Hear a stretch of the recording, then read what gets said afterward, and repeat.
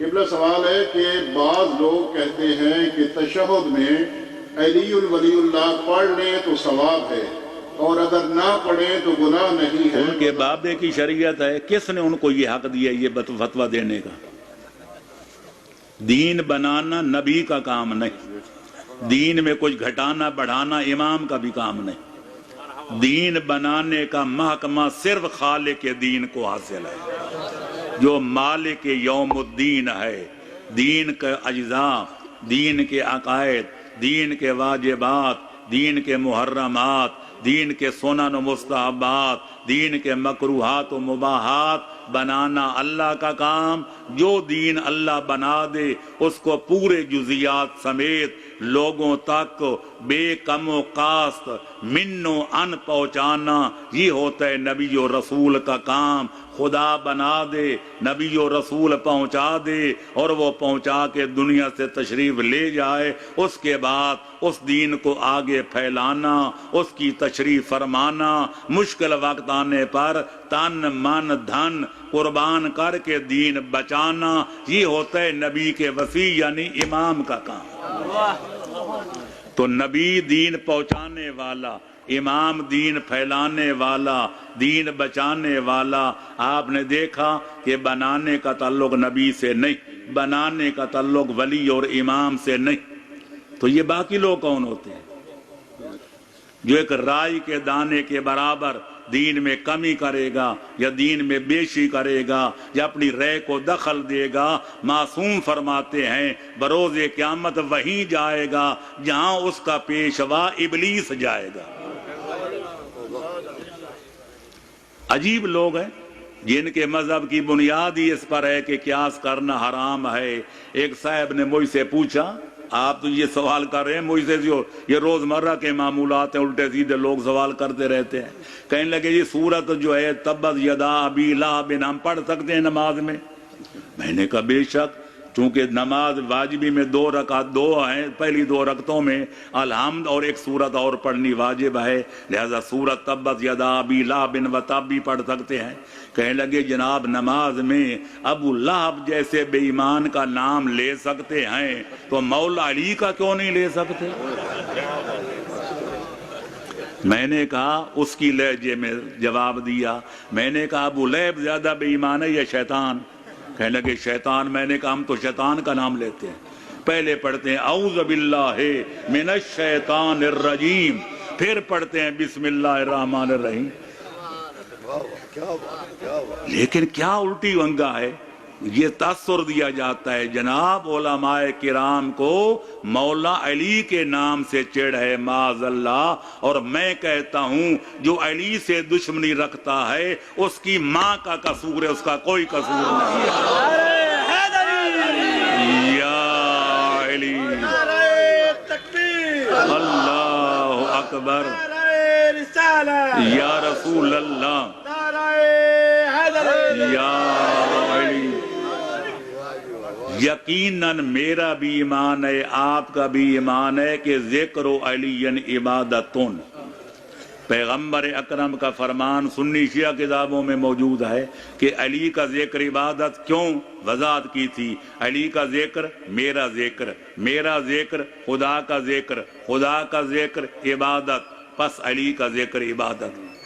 تو جس علی کا ذکر کئی چکروں کے بعد خدا کا ذکر بنتا ہے، براہ راست اللہ کا ذکر عبادت ہے یا نہیں؟ بتاؤ نا۔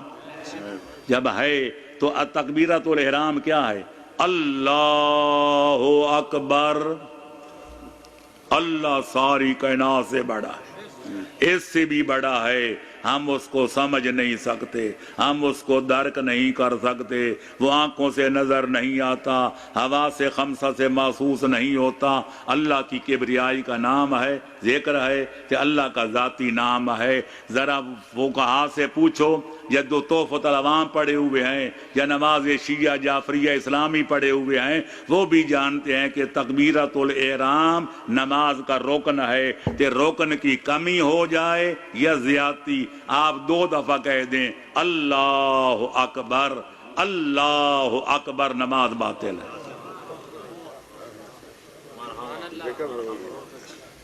رکوع کیا ہے؟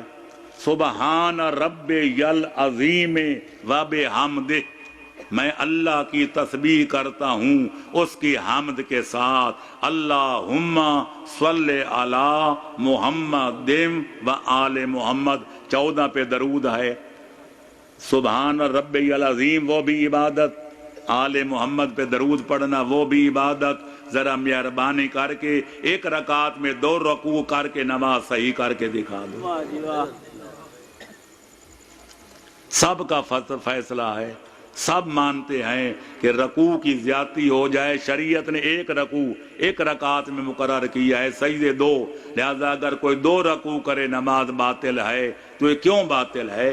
اس لیے نہیں کہ اس میں ذکر خدا ہے، ذکر مصطفیٰ ہے، اللہ اکبر کی وجہ سے نماز اس لیے باطل نہیں، اس میں ذکر خدا ہے، اس لیے باطل ہے کہ یہ وہ نماز نہیں جو نبی اور علی نے پڑھ کے دنیا کو دکھائی کہ نماز پڑھنی ہے تو یوں پڑھو جس طرح ہم پڑھ رہے ہیں۔